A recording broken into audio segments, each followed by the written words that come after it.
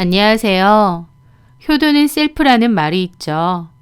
본인 부모에게 본인이 알아서 효도를 해야 된다는 말인데 보통 결혼하고 나서 각자 부모에게 알아서 잘하자며 저 말을 잘 쓰잖아요. 솔직히 저는 저 말이 너무 각박하다고 생각했습니다. 결혼을 했으면 시부모님도 내 부모님이다 생각하고 잘해야 된다고 생각했기에 네 부모, 내 부모 따지지 않고 잘해드리고 싶었어요. 제 능력 되는 한은요. 그런데 저희 어머님이 저에게 하시는 거 보고 그럴 생각이 싹 사라졌습니다. 고마움을 아는 사람에게 더 잘하고 싶은 게 사람 마음이잖아요. 저희 어머님은 어머님에게 잘 해드리려 노력했던 저에게 고마워하기는커녕 오히려 아들 돈 흥청망청 빼먹고 있다고 생각하셨더라고요. 그걸 알았는데 저도 더 이상 저희 부모님 챙기듯 어머님에게 잘하고 싶은 생각은 없어지는 게 당연하겠죠. 저는 온라인, 오프라인 의류 매장을 운영하고 있습니다. 원래는 오프라인 매장만 운영했었는데 지금은 인터넷으로 운영되는 온라인 매장이 주 수입원이에요. 어렸을 때부터 저는 옷에 대한 관심이 많았었습니다. 그래서 고등학교 졸업하고 옷 판매 매장에서 일을 했었어요. 그게 저의 첫 사회생활이었죠. 그때 저는 의류 도매업체가 몰려있는 쇼핑몰에서 일을 했었는데 그때 참 많이 배웠던 것 같습니다. 막연하게 옷이 좋아서 옷 파는 일을 하고 싶었던 저는 즐겁게 도매 판매 일을 했었고 20대 후반에 제 가게도 열게 되었어요. 나름 도매 시장에서 오래 일을 했고 인맥도 쌓았기에 좋은 물건을 싸게 들여올 수 있었죠. 저희 매장은 옷 질이 좋음에도 가격이 쌌기 때문에 꾸준히 찾아주시는 손님이 많았어요. 그렇게 처음에는 오프라인 매장만으로 운영을 하다가 한계를 느끼고 온라인 쇼핑몰을 열게 되었습니다. 컴퓨터를 잘 못 다루기 때문에 처음부터 하나하나 배워가면서 했어요. 그렇게 제 개인 쇼핑몰도 열었고 또 쇼핑 라이브라고 제 나름대로 홈쇼핑 같은 개인 방송도 정기적으로 진행하면서 적극적으로 판매를 했었죠.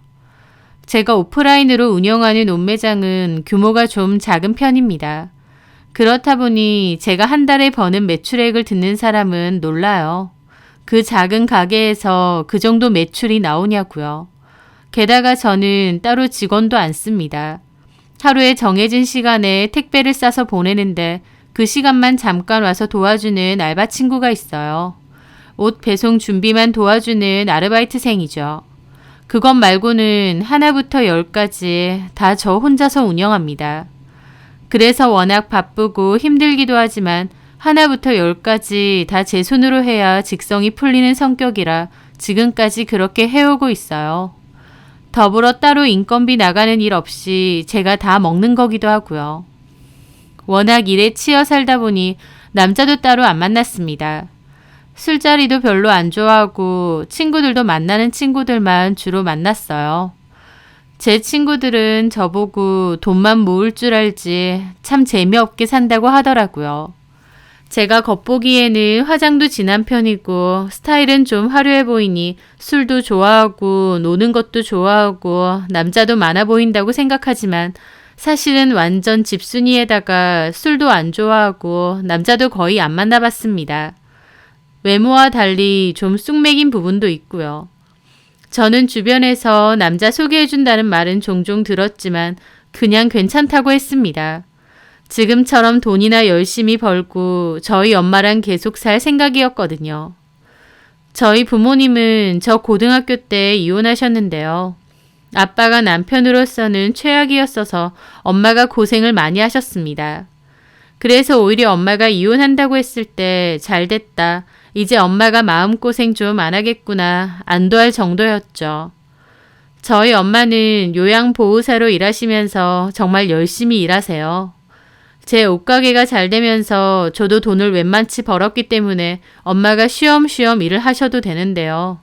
저희 엄마는 절대 저한테 기대지 않으려고 하십니다. 엄마 스스로도 얼마든지 돈 벌 수 있고 알아서 산다고 하면서 제가 버는 돈은 다 제가 알아서 모으고 쓰래요. 그래서 저는 엄마의 말 맞다나 제 돈은 제가 알아서 모으고 관리하게 되었습니다. 따로 재테크 방법은 잘 모르기에 그냥 열심히 모으기만 했어요. 그 와중에 청약 하나가 당첨돼서 제 집도 하나 장만했죠. 저는 원래 그 집이 완공되면 엄마랑 들어가서 살 생각이었습니다. 그런데 사람이 정말 한 치 앞도 모른다고 저는 그 집을 엄마가 아니라 남자와 들어가서 살게 되었거든요. 바로 제 남편 될 사람이었죠. 그 남자는 제 친구의 친구였습니다. 저도 그때까진 이름 정도만 알고 있고 따로 얼굴도 본 적이 없었습니다. 그 남자는 CCTV 설치하는 사업을 한다고 했었고 성격이 착하고 얼굴이 잘생겼다는 얘기 정도만 들었죠. 소개받을 것도 아니고 그냥 내 친구한테 그런 친구가 있다. 이 정도로만 알고 있었습니다. 그런데 하루는 가게 휴문날 친구와 백화점에서 만났을 때였어요. 백화점 안 카페에서 앉아서 얘기를 하고 있는데 한 남자가 친구에게 아는 체를 하더라고요. 친구도 어떻게 여기서 만나냐며 반가워했고 또 저한테도 소개를 해주었습니다. 내가 전에 말한 적 있지? CCTV 설치를 한다는. 아, 들은 적 있어. 안녕하세요. 안녕하세요. 혹시 이분이 그 옷가게 하신다는 그 친구분? 맞아. 그 친구야. 쇼핑몰 사장님 친구. 아, 그렇구나. 저도 얘기 많이 들었습니다. 반가워요. 그렇게 가볍게 인사를 하고 헤어지려고 했어요. 그런데 친구가 갑자기 물어보더라고요. 근데 너는 백화점에 무슨 일이야? 나 우리 엄마 생신 선물 사러 왔는데 근데 뭘 골라야 될지 모르겠네. 아, 그래? 뭐 살 건데? 옷을 하나 사드리고 싶은데 뭐가 좋은지도 모르겠고 그래서 영 곤란하던 참이야. 그럼 우리가 골라줄게. 우리도 딱히 할 일 없거든. 그러는 겁니다. 저한테는 물어보지도 않고요. 친구가 저한테 괜찮지? 그랬는데 거기다 대고 싫다고 하기도 그랬죠. 아, 그래. 잘 됐네. 얘가 또 옷가게 사장님이잖아. 옷 보는 눈이 얼마나 좋다고. 너무 잘 됐다. 그 남자는 잘 됐다며 환하게 웃더라고요. 그래서 저는 엉겁결에 그 남자네 어머니 옷을 같이 골라주게 되었습니다. 그 남자는 그때 50만 원 상당의 옷을 골랐는데요.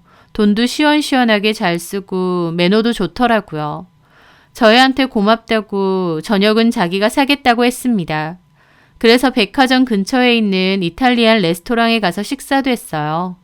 인상도 좋고 말도 편안하고 재밌게 잘하는 남자였습니다.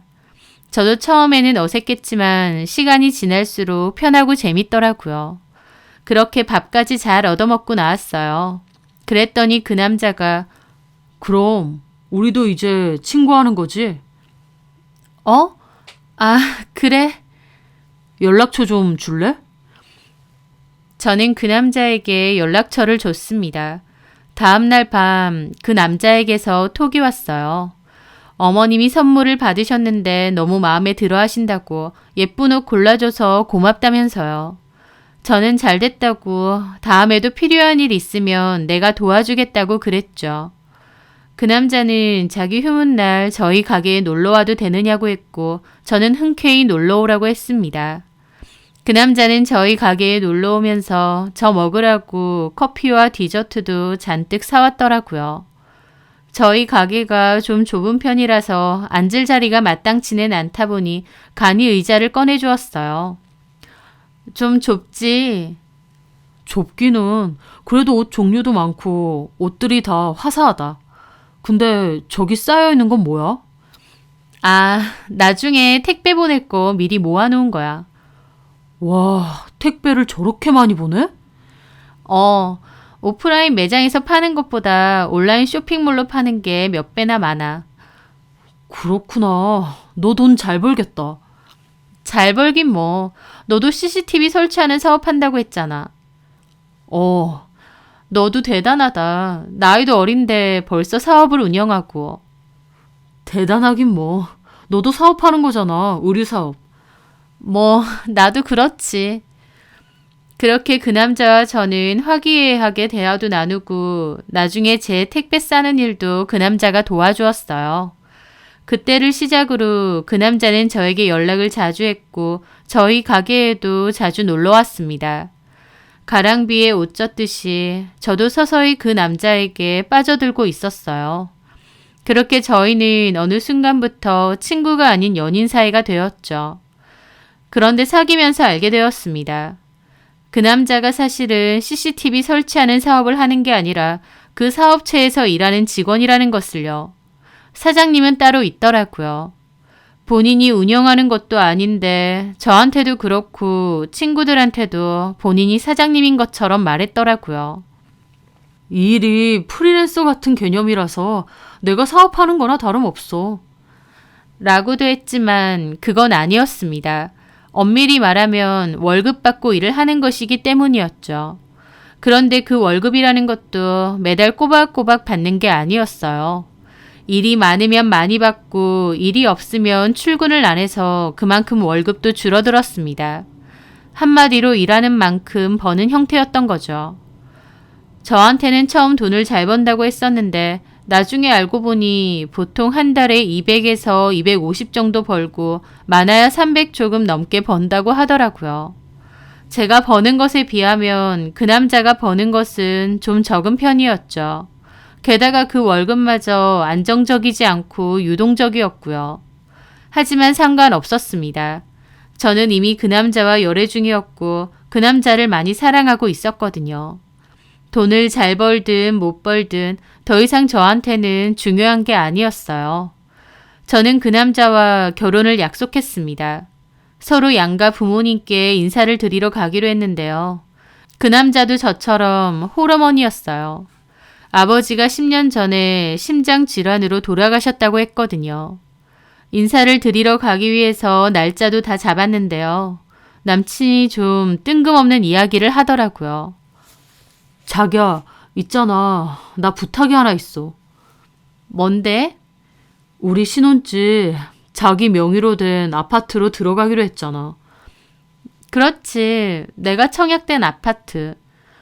그거 우리 엄마가 혹시나 물어보면 공동명의라고 좀 해줄 수 있어? 라는 겁니다. 저는 좀 의아했죠.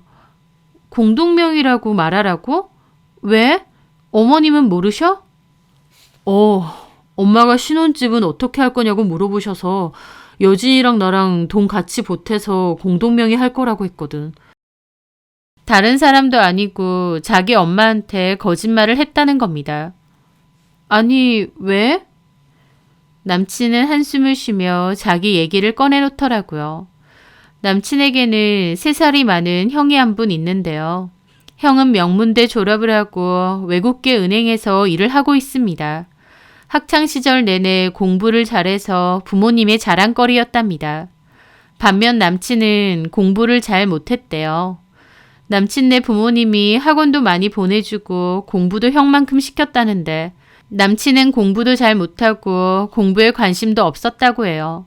게다가 학교도 등록금만 주면 갈 만한 하위권 대학에 겨우 들어가서 졸업했다고 합니다.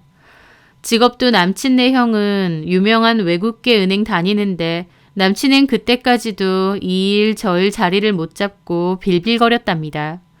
그렇다 보니 부모님이 형과 비교도 많이 했다고 해요. 형은 저렇게 공부도 잘해서 좋은 대학 가고 직업도 좋은데 똑같은 뱃속에서 낳은 너는 왜 이 모양이냐고요. 어렸을 때부터 클 때까지 비교에 시달린 남친은 어느 순간부터 부모님께 거짓말을 하기 시작했대요. 자기도 사업을 하고 있고 그 사업이 잘 된다고, 그래서 돈도 꽤나 벌고 있다고요. 지금 하는 CCTV 설치하는 사업도 남친 본인이 운영하는 거고 잘 돼서 돈도 꽤 잘 번다고 그랬답니다. 말만 그러는 게 아니라 부모님한테 용돈도 척척 보내드리고 비싼 선물도 잘 사드렸대요. 그렇다 보니 부모님도 남친의 말을 믿게 되었고 남친도 자랑스러워 하시더라는 겁니다. 남친 어머님은 아직까지도 남친이 사업을 운영하면서 돈을 잘 번다고 생각하셨던 거예요. 저는 부모님한테까지 거짓말을 하는 남친이 어이가 없으면서도 또 한편으론 안쓰럽기도 했습니다. 오죽 비교에 시달렸으면 거짓말까지 할까 싶기도 했거든요. 남친은 어머님한테 신혼집도 여자친구랑 반반 내서 하는 거라고 거짓말을 했다며 저한테 혹시 어머님이 물어보면 그냥 공동명의다, 반반 냈다 이렇게만 말해주면 안 되냐고 부탁하더라고요. 말만 하는 건데 그게 어려운 일도 아니고 알겠다고 했습니다. 남친은 너무 고맙다고 그러더라고요. 그때 당시에는 아무것도 아닌 일이라고 생각했어요. 진짜 명의를 공동명의로 하자는 것도 아니고 그냥 어머님께 말만 그렇게 하는 거니까요. 그런데 막상 살아보니 또 어머님을 직접 겪어보니 그게 아니었지만요. 저희는 그 후 결혼을 했어요. 저희 어머님에게 저희 남편은 비록 공부도 못했고 학교도 삼류대학을 나왔지만 지금은 본인 사업 잘하고 있고 돈도 잘 버는 능력 좋은 둘째 아들이었습니다. 어머님은 따로 일을 하지 않으셨기에 생활비를 저희와 아주버님 내서 반반씩 드려야 했는데요.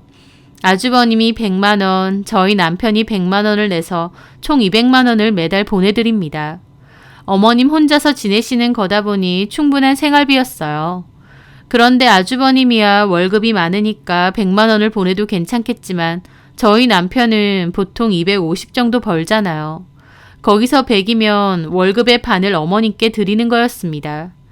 솔직히 본인이 250 정도 벌면 어머님한테 드리는 생활비는 더 줄여야 되는 게 맞죠. 하지만 어머님에게 돈 잘 버는 아들 코스프레를 하고 싶었던 남편은 꾸역꾸역 100만 원씩 보냈습니다. 결혼하고 나서도 여전히요. 그래서 결국 저희 생활비는 제가 더 많이 내게 되었어요. 아니, 제가 더 많이 내는 게 아니라 거의 제가 다 내는 수준이었죠. 250에서 어머님 100 드리고 남은 돈은 본인 용돈이나 필요한 데도 써야 했기 때문에 사실상 저희 생활비로 남편은 50 정도 내거나 그것마저도 안 내는 달이 많았습니다. 하지만 저는 그런 것도 괜찮았어요. 제가 못 벌면 스트레스를 받았겠지만 저도 충분히 잘 벌고 있기에 남편이 돈을 못 버는 것은 얼마든지 감수할 수 있었습니다. 다만 어머님의 말투나 행동 때문에 빈정이 상한 적은 많아요. 결혼하고 나서 한 번은 저희 옷가게에 놀러 오셨더라고요. 가게가 너무 작으니까 표정이 안 좋으신 겁니다. 아이고, 가게가 참 작다. 여기 손님은 좀 오냐? 주말에는 좀 바빠요. 주말에라도 바빠야지. 이렇게 파리만 날리는데. 어머님은 제 가게가 생각 이상으로 작았는지 실망한 표정이셨어요. 그러면서 걸려있는 옷들 가격표를 보시더라고요. 왜 옷들이 이렇게 다 싸? 순 싸구려들만 파냐? 무슨 소리세요, 어머님. 제가 잘 아는 도매에서 저렴하게 갖고 오니까 그렇죠. 옷 질은 얼마나 좋다고요. 나는 옷가게 하는 사람들 그런 소리 하는 거 안 믿는다. 이 가격 받으면 그만큼 질도 안 좋다는 뜻이야. 이렇게 싸게 팔아서 뭐 남는 거나 있냐? 여기 월세 내고 나면 몇 푼 떨어지지도 않겠네. 라면서 대놓고 무시를 하시는 겁니다. 저는 좀 기분이 상했지만 그냥 아무 말 안 했어요. 제가 거기다 대고 인터넷으로 파는 매출이 훨씬 크다 어쩌다 변명하는 것도 웃기다고 생각했고요.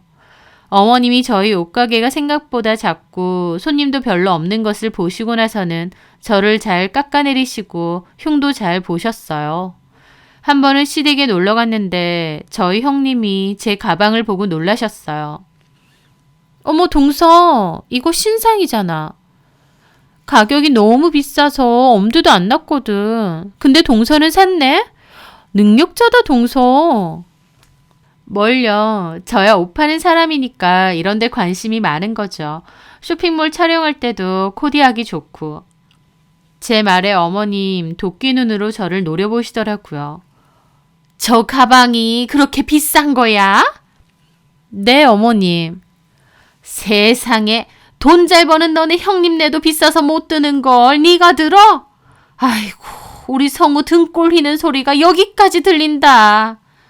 그러시는 겁니다. 그 말에 저는 좀 황당했죠. 그 가방을 사는 데 있어서 제 남편의 돈은 10원 한 장 들어간 게 없습니다. 어머님, 이거 제 돈으로 샀는데요. 뭐? 네 돈? 얘가 큰일 날 소리를 하네. 결혼을 했는데 네 돈 내 돈이 어딨어. 네 카드로 샀어도 내 아들이 벌어오는 돈으로 먹고 살면은 내 아들이 사준 거지. 네? 아니, 그게 아니라, 아휴, 파리만 날리는 옷가게 운영하면서 뭔 사치를 저렇게 부리는지 우리 성우만 죽어나네. 혀를 차면서 주방으로 가시는 겁니다. 저 너무 어이없더라고요. 어머님은 그런 식으로 제가 어머님 아들 돈을 잘 써제낀다고 생각하셨어요. 참 억울했죠. 어머님 아들이 애초에 써제낄 만한 돈을 벌어온 적이 단 한 번도 없고 순수하게 제가 번 돈으로 필요해서 산 건데요. 하지만 더 억울한 건 이런 걸 어머님께 말할 수 없다는 겁니다. 남편이 제발 말하지 말라고 부탁했으니까요. 남편은 여전히 어머님 그리고 아주버님과 형님께도 돈 잘 버는 코스프레를 했어요. 어떻게 보면 지독한 허세죠. 남편이 말하지 말아달라 신신당부했으니 저도 아무 소리 안 했고 어머님 앞에서는 일부러 옷도 좀 후줄근하게 입고 좋은 가방도 안 들었습니다. 어머님은 내 아들 돈 함부로 쓰지 말라는 소리를 잘하셨고 그럴 때마다 저도 빈정을 상했지만 그냥 참았습니다. 그러던 어느 날이었어요. 저는 가게에 출근해서 일을 하고 있는데 엄마로부터 깜짝 놀랄 전화를 받았습니다. 엄마가 출근길에 빙판길에서 넘어지셨고 많이 다치셨다는 겁니다. 저는 놀라서 병원으로 달려갔어요. 엄마는 골절 수술까지 받으셔야 했습니다. 엄마가 다쳐서 큰 수술까지 받아야 된다고 생각하니 너무 마음이 아프더라고요. 그래도 수술은 잘 됐고 20일 정도는 입원을 해야 된다고 했습니다. 저는 가게와 병원을 오가며 엄마 간병을 도왔죠. 그렇게 엄마는 퇴원을 하셨고 수술비가 몇백만 원이 나왔어요. 제가 수납을 했고 엄마가 보험 청구해서 돈 나오면 돌려주겠다고 하셨습니다. 하지만 저는 그럴 필요 없다고 보험금은 엄마가 가지시라고 했습니다. 엄마는 뭐하러 그러냐고 펄쩍 뛰셨지만 저는 그 돈은 그냥 엄마 하시라고 이 병원비는 그냥 내가 내는 걸로 하겠다고 단호히 말씀드렸습니다. 그동안 나름 돈도 잘 벌었는데 엄마한테 해드린 건 많지 않았어요. 용돈으로 드리면 필요 없다고 극구 사양하시거나 제 통장으로 돌려주십니다. 제가 이제 돈 잘 버니까 그냥 받으시라고 해도 필요 없다고 꼭 돌려주시는 거예요. 그나마 선물 같은 건 받으시는데 그마저도 비싼 거 사오면 환불하려고 난리가 나십니다. 저희 엄마 말로는 이혼해서 저한테 상처 준 것도 미안하고 가정 형편이 어려워서 대학 못 보낸 것도 너무 미안해서 마음에 한으로 남으셨대요. 그래서 저한테는 용돈도 받고 싶지 않다고 하셨습니다. 저는 그럴 필요 없다고 여러 번 말씀드리는데도 엄마는 항상 네 돈 네가 잘 챙겨라, 관리해라, 엄마 줄 필요 없다 그러세요. 그렇다 보니 저는 정작 저희 엄마에게 별로 해드린 게 없습니다. 그래서 병원비라도 내가 내드리겠다. 보험금 청구해서 받는 건 엄마 필요한데 쓰셔라며 절대 안 받겠다고 말씀드렸죠. 저는 그 얘기를 남편에게도 했고 남편도 잘했다고 했습니다.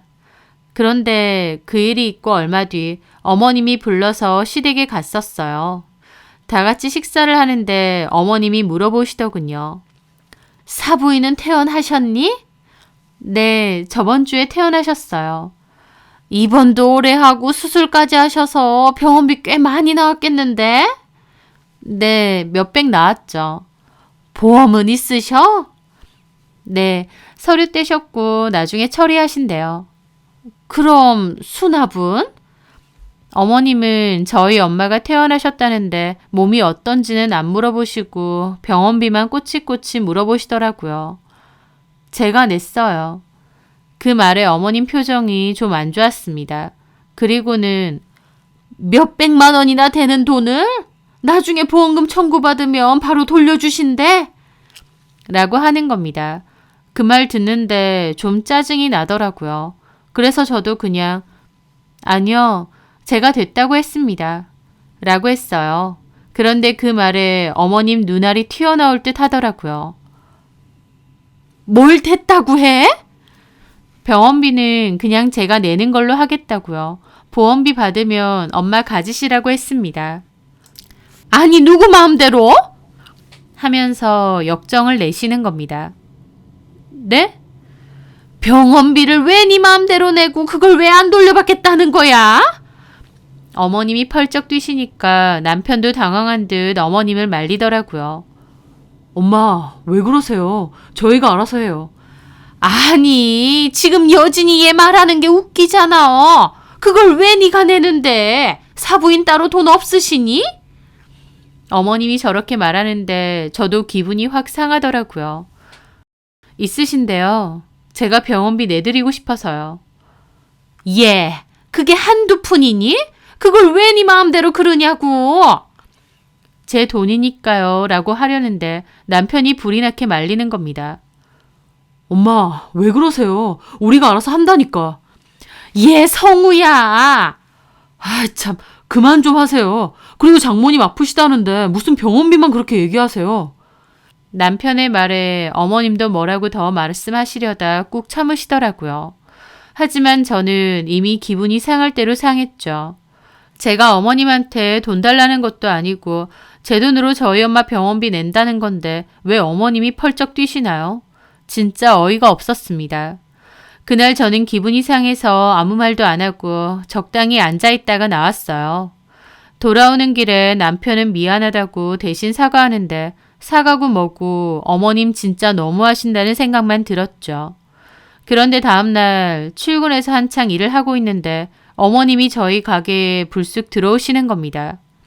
어머님, 어쩐 일이세요? 연락도 없이.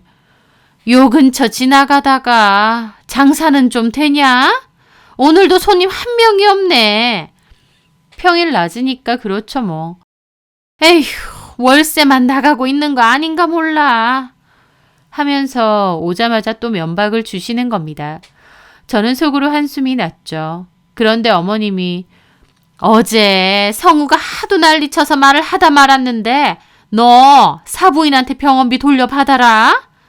그 얘기를 또 하시는 겁니다. 저도 기분이 상하더라고요. 어머님, 그 얘기하러 설마 오신 거예요? 그래, 내가 아무리 생각해도 이건 아니지 않니?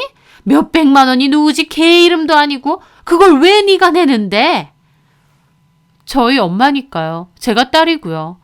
아이고, 효녀 납셨네. 얘 여진아, 남의 돈으로 효도하는 거 아니다. 네? 지금 뭐라고 하셨어요? 네가 기분 내서 쓰는 그 돈 결국 우리 아들 돈 아니냐 그 말이야. 기가 막혔습니다. 본인 아들 돈으로 왜 효도하느냐 그거였죠. 저 끌어오르는 거 참으며 말했습니다. 아닌데요, 어머님. 제 돈인데요. 장사도 안 되는 옷가게 하나 운영하면서 돈은 무슨 네가 여기서 일한다고 너도 돈 번다고 착각하나 본데 네가 여기서 벌면 뭐 얼마를 벌겠니? 결국 네가 쓰는 거 다 내 아들이 벌어오는 돈 아니냐고. 말이야 바른 말이지. 내 아들이 땡볕에서 개고생하면서 번 돈을 왜 네가 애먼데다가 쓰냔 말이야. 애먼데라뇨 어머니. 저희 엄마 일이에요. 남편한테는 장모님 일이고요. 근데 어떻게 그렇게 말하세요? 똑같이 어머님이 다치셔서 저희가 병원비 내드린다 해도 그렇게 말하실 건가요? 난 사부인처럼 그렇게 안 하지. 계산할 거 제대로 계산해서 보험비 나오면 돌려주지. 아들 내 돈 삥땅 치겠어? 말이야 바른 말이지. 사부인도 참 너무하시네. 딸이 병원비를 냈으면 당연히 돌려주셔야지. 엄밀히 말하면 딸 돈도 아니고 사이 돈 아니야. 속에서 천불 올라오는 거 누르며 말했습니다. 어머님, 저 여러 번 말씀드리는데요. 그거 남편 돈 아니에요. 남편 돈은 10원 한 장 안 들어갔습니다. 제 돈으로 저희 엄마 병원비 내드렸고 엄마가 돌려주신다고 한 거 제가 거절한 거예요. 제가 그동안 엄마한테 뭐 하나 해드린 게 없어서요. 어머님한테는 매달 생활비라도 꼬박꼬박 보내드리지 저희 엄마한테는 그런 거 드린 적도 없거든요. 제 말에 어머님이 펄쩍 뛰시더라고요. 얘 말하는 것 봐라. 내 생활비 얘기가 왜 나와? 내 아들들이 돈 벌어서 알아서 준다는데 네가 거기다 왜 입을 대냐고. 똑같잖아요. 어머님도 어머님 아들한테 돈 받는 거고 저도 제 돈 벌어서 저희 엄마 병원비 낸 거잖아요. 아휴, 답답해. 네 돈은 네 돈이 아니지. 네가 돈을 벌면 뭐 얼마나 번다고 자꾸 네 돈이래. 너 착각을 너무 심하게 한다. 안 되겠다. 어머님은 그 자리에서 갑자기 전화를 거시더군요. 누구한테 전화했는데 여보세요? 네, 사부인 안녕하세요. 접니다. 퇴원하셨다더니 몸은 좀 괜찮으세요? 저희 엄마한테 거신 거였어요. 저 너무 놀라 입이 떡 벌어지는데 어머님 보란 듯이 통화하시더라고요. 다름이 아니라 수술비랑 입원비에서 몇백이 나왔다고 하던데 그걸 여진이가 자기 마음대로 계산했다면서요? 적은 돈도 아니고 남편하고 상의도 없이 그랬나 본데 보험금 나오면 그건 바로 좀 계산해서 주셨으면 합니다. 어머니, 예, 그럼 그렇게 알고 끊겠습니다. 하고 전화 끊으시더라고요. 어머님의 행동에 저는 화가 머리끝까지 났죠. 지금 뭐 하시는 거예요? 너랑 말이 안 통하니까 사부인이랑 내가 직접 통화했다. 얘기 끝났으니까 나는 가마. 그리고 너도 남편이 돈 잘 번다고 물 쓰듯이 펑펑 쓰고 그러는 거 아니야. 내가 그동안 몇 번 말하려다가 참았는데 너도 씀씀이 좀 줄여. 너랑 너네 집에 돈 펑펑 쓰라고 내 아들이 개고생해서 버는 게 아니란 말이다. 그러면서 본인 말 다 끝났다고 가시려는 겁니다. 저 어머님 막아섰습니다. 잠깐만요, 어머님. 얘기 마저 끝내고 가세요. 얘가 왜 이래? 깡패처럼? 어머님 말씀은 어머님 아들 돈 제가 쓰는 게 아깝고 싫다 이 말씀이시죠? 너는 무슨 말을 그렇게 하니? 그게 아니라 남편이 힘들게 벌어온 돈이니까 생각 좀 하고 쓰라 그 말이지. 어머니, 진실을 말해드릴까요? 뭔 진실? 어머님 아들 달에 200만 원? 250만 원 정도 벌어와요. 그마저도 저번 달에는 비가 많이 와서 야외 일을 못했거든요. 그래서 150이나 벌었나? 제 말에 어머님 벙찌시더군요. 뭐? 근데요, 어머님. 저는 저번 달 매출 900 정도 찍었습니다. 평소에 비해서 엄청 잘 번 건 아니지만요. 어머님 아들 저번 달에 150 벌었을 때 저는 900만 원 벌었다고요. 제 말에 어머님 눈이 휘둥그레지더라고요. 뭐야? 아니 성우가 겨우 그것밖에 못 번다고? 네, 성우 씨가 말하지 말라고 해서 저도 여태까지 말 안 했는데요. 어머님이 저한테 이렇게 하시는데 제가 왜 참고 있어야 되는지 모르겠어서요.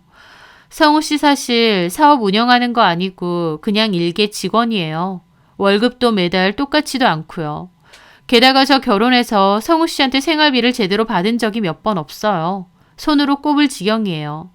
저희 집 생활비? 제가 거의 다 내고 있습니다. 어머님 그건 모르셨죠? 성우 씨가 저희 생활비는 못 내도 어머님 생활비는 드려야 된대요. 100만 원씩. 그래서 제가 그러라고 했습니다. 대신 저희 집 생활비 제가 다 냈고요. 그것뿐인가요? 저희 사는 집도 제 거예요. 성우 씨가 공동명의라고 했었죠? 아니요. 제가 벌어서 모은 돈으로 산 100% 순수 제 집입니다. 성우 씨 결혼할 때 돈도 없었어요. 1,000만 원이나 있었나 몰라. 한마디로 돈도 없이 그냥 몸만 저한테 장가든 거예요. 제가 어머님 아들을 여태까지 잘 걷어먹이고 있었던 거라고요. 그걸 아시고 저한테 이러세요? 제 말에 어머님이 입이 완전 뜨악한 겁니다. 저도 유치하게 이런 소리까지 다 안 하고 싶었지만 어머님 하시는 거 보니 참을 이유가 없었죠. 성우가 왜 거짓말을... 어머님이 아주버님하고 툭하면 비교하고 성우 씨 무시하셨다면서요. 그러니까 성우 씨도 그런 거짓말을 한 거죠. 어머님, 이제 아시겠어요? 어머님이 매달 100만 원 생활비 성우 씨한테 받으신 거요. 그거 제가 그냥 눈 감아주고 있었던 거예요. 세상에 어떤 여자가 남편이 200 벌어오는 데서 100이나 시댁 들이는데 가만히 있겠어요? 그나마 제가 돈이라도 잘 버니까 가만히 있었던 거죠. 그런데도 저한테 어머님 뭐라고 하셨어요? 내 아들 돈 함부로 쓰지 말라고요? 어머님 아들이야말로 제 돈 쓰고 있는 거잖아요. 너 이거 다 거짓말이지? 이 조그만한 가게에서 900만 원은 무슨? 누굴 속이려 들어? 내가 너네 가게에서 손님 있는 꼴을 못 봤다.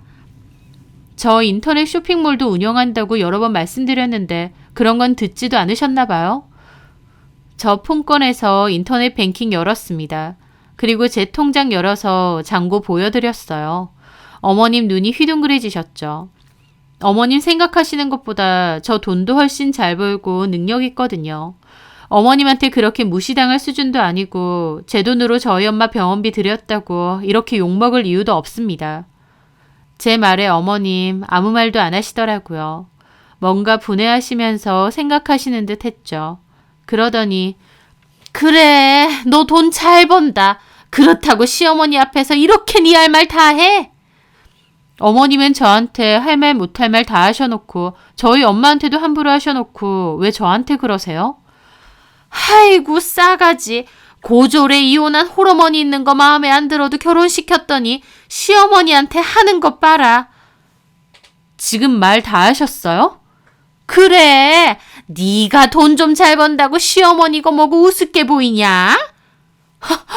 이제는 돈 좀 잘 번다고 우습게 보이냐로 레파토리 바꾸셨어요? 뭐가 어째? 저 몰랐네요. 저를 그렇게 생각하셨는지. 그렇게 저 마음에 안 드시면 이혼이라도 해드릴까요? 뭐? 이혼해도 상관없어요, 저. 어머님 아들 솔직히 성격 좋고 착하니까 그나마 같이 사는 거지. 뭐 볼 거 하나라도 있나요? 너 아주 막가자는 거지? 어머님이 먼저 시작하셨어요. 나 참 기가 막혀서 오냐 이혼해라. 나도 너 같은 며느리 절대 사절이다. 그 면상 보고 싶지도 않으니까 그냥 인연 끊자. 어머님 저 노려보시더니 나가려고 하시는 겁니다. 그래서 제가 그랬죠. 네, 어머님. 그리고 이혼을 하든 안 하든 더 이상 어머님 생활비는 못 드려요. 뭐? 저 어머님 아들한테 그동안 못 받았던 생활비 이제는 좀 받아야겠어요. 똑같이 결혼했는데 저만 손해보고 살 순 없잖아요. 제가 어머님 아들을 왜 일방적으로 먹여 살려야 되나요? 어머님이 이런 식으로 나오는데. 아이고, 네 마음대로 해라. 너 앞으로 내 얼굴 볼 생각 하지 마. 네, 알겠습니다. 어머님 얼굴이 시뻘개지셔서 저 노려보시더니 가버리셨어요. 저도 심장이 벌컥벌컥 한참이나 뛰더라고요. 하지만 한편으론 할 말 잘했다 싶기도 했습니다. 저희 어머님 당장에 남편에게 전화해 이 얘기를 하셨던 것 같아요. 남편도 그날 저녁 낭패 가득한 얼굴로 저한테 그러더군요. 엄마랑 가게에서 대판했다며? 어머님이 직접 찾아오셨더라고. 그리고 내 눈앞에서 우리 엄마한테 전화해서 병원비 내놓으래. 그래서 다 얘기한 거야? 내 얘기를? 내 아들 돈 함부로 쓰지 말라고 난리를 치시는데 거기다 대고 내가 왜 가만히 있어야 돼? 그리고 이번 달부터 당신도 생활비 내. 당신 150, 나 150. 왜? 무슨 문제 있어? 결혼을 했는데 당연히 생활비는 내야 되는 거 아니야? 자기야 왜 그래? 알잖아. 나 요즘 일도 많이 없고. 그래서 언제까지 나 혼자 생활비를 계속 내라고? 이제 그러고 싶지 않은데? 이렇게 갑자기 이러면 자기 사정이 안 되면 어머님한테 생활비 못 드린다고 해. 아주버님이 알아서 하시던지 어머님이 모아둔 돈 따로 있으시겠지. 자기야. 난 분명히 말했어. 앞으로 생활비 똑같이 내. 당신 보고 더 내라는 것도 아니고 나랑 똑같이 낸다는데 무슨 문제 있어? 안 입고 오면 갈라서든가. 그리고 어머님 친구분들하고 여행 간다고 그 여행비도 당신이 낸다고 했었지. 200만 원인가? 근데 나한테 좀 달라고 했잖아. 근데 그것도 못 드리겠어. 자기야, 그거 엄마가 이미 예약도 다 했다고 했는데. 당신 돈 있으면 드려. 내 돈으론 못 드리니까. 내가 왜 드려야 돼? 어머님이 먼저 아들 돈 건들지 말래. 네 돈 내 돈 하자고 하셨어. 어머님 말씀이 맞는 것 같아. 네 돈 내 돈 확실하게 하고 살자. 나 당신한테 한 푼도 받을 거 없고 기대하는 것도 없어. 그러니까 당신도 마찬가지야. 생활비 똑바로 반반 내고 어머님한테 드리는 생활비도 이제 당신이 알아서 해. 저는 그렇게 선을 그었습니다. 남편은 죽을 상이지만 저한테 뭐라고 말은 못하겠더라고요. 솔직히 결혼 생활 동안 생활비 제대로 안 낸 것도 맞고 은근슬쩍 제 돈을 더 썼던 것도 맞으니까요. 제가 좋은 마음으로 그렇게 했던 건데 앞으로는 제가 안 그러겠다고 했기 때문에 남편 입장에선 완전 낭패였죠. 결국 남편은 어머님에게 드리는 생활비를 끊었습니다. 남편이 생활비를 못 드린다고 하자 어머님 난리치면서 남편한테 못난 놈이라고 뭐라고 하셨대요.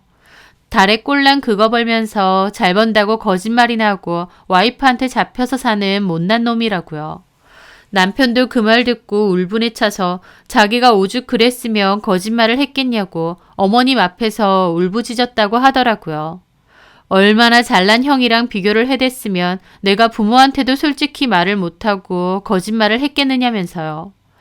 공부 잘하고 돈 잘 벌고 직업 좋아야 자식이고 아니면 자식 취급도 안 해주는 게 말이 되느냐며 한 맺힌 소리를 어머님에게 다 퍼부은 모양이었습니다. 그동안 돈 잘 버는 척 어머님 앞에서 허세 부리면서도 남편도 속으로는 어지간히 곪은 것 같았죠. 남편도 울고 불고 할 말 다 하고 못난 자식이니 그냥 자식 없는 셈 치시라 하고 집 나왔다고 했습니다. 술 잔뜩 먹고 와서는 시댁에서 있었던 일을 저한테 다 얘기해 주더라고요. 한참 뒤에 어머님이 남편에게 전화하셨던 모양인데 남편도 당분간은 엄마 안 보고 싶다고 그냥 연락 안 한다고 했답니다. 저희 집에서 보내드리는 어머님 생활비는 끊겼고 내드리겠다고 한 여행비도 한 번씩 드리던 용돈도 전부 다 끊겼어요. 어머님 입장에선 매달 두 아들에게 꼬박꼬박 생활비 받으셨는데 그게 반으로 확 줄어드는 데다 쏠쏠이 들어오던 용돈마저 끊긴 거죠. 결국 아주버님에게 생활비를 좀 더 달라고 하셨다는데 형님도 그건 어렵다고 저희도 100만 원씩 매달 드리는 것도 부담스럽다고 그랬다네요. 그래서 어머님도 큰아들한테서 마저 생활비 끊길까봐 암소리 안 하고 있으시답니다. 저는 그 일 이후로 따로 시댁과 왕래 안 하고 지냅니다. 어머님이 뒤늦게 아쉬워지셨는지 남편을 통해서 저에게 몇 번 연락을 하려고 하셨지만 저도 굳이 찾아뵐 생각 없고 필요한 일이 있으면 남편만 왕래하고 있어요.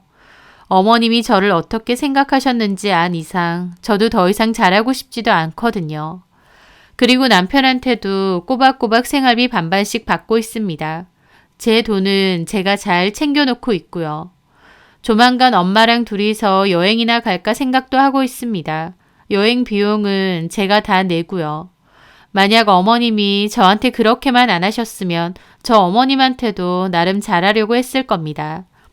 남편이 드리는 생활비도 그대로 유지했을 거고 어머님 여행비도 제가 내드렸을 거예요. 하지만 이제는 효도는 셀프라는 말처럼 저희 엄마한테나 잘하고 신경 쓰려 합니다. 어머님은 당신 아들에게 효도 알아서 잘 받으시겠죠. 애초에 네 돈 내 돈 나누고 전화 친정으로 들어가는 돈을 그렇게 아까워하셨으니 저도 그냥 제 돈으로 저 알아서 지금처럼 잘 살려고 합니다. 엄마한테 신경 쓰고요. 돈 잘 벌어오고 능력 좋아야만 자식이고 그 돈마저도 어머님 소유라고 생각하신 모양인데 결국 어머님이 어머님 스스로 그렇게 만드신 거란 걸 아셨으면 하네요.